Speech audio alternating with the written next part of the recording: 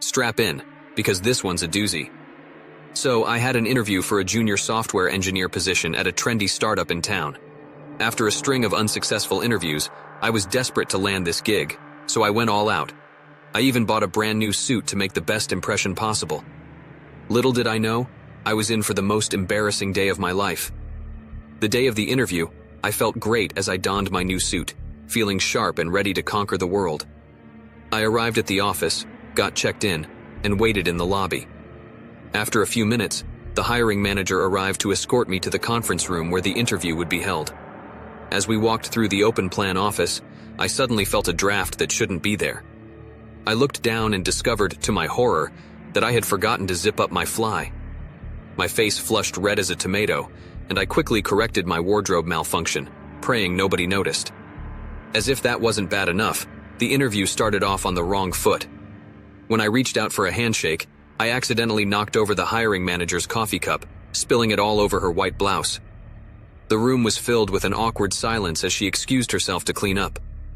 I desperately wished I could just sink through the floor and disappear. But alas, the interview went on. Attempting to redeem myself, I answered their questions with as much confidence as I could muster. However, the universe was not on my side that day. My phone, which I thought I had silenced, began to ring. My custom ringtone? A clip of "Never Gonna Give You Up" by Rick Astley.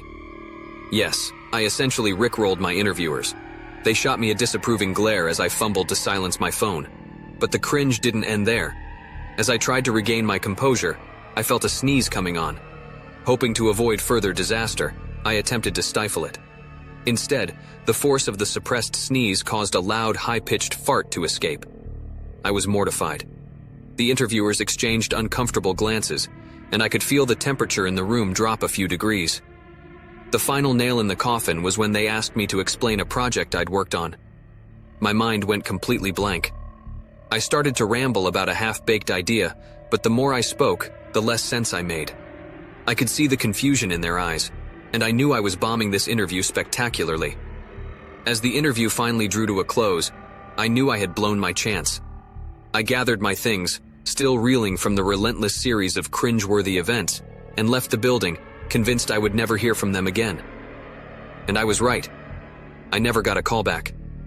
To this day, whenever I think about that interview, I cringe so hard it hurts. It's now become my go-to anecdote for any conversation about embarrassing job interviews. If anything, I've learned to be more cautious about wardrobe malfunctions, silencing my phone, and, most importantly, preparing for questions thoroughly.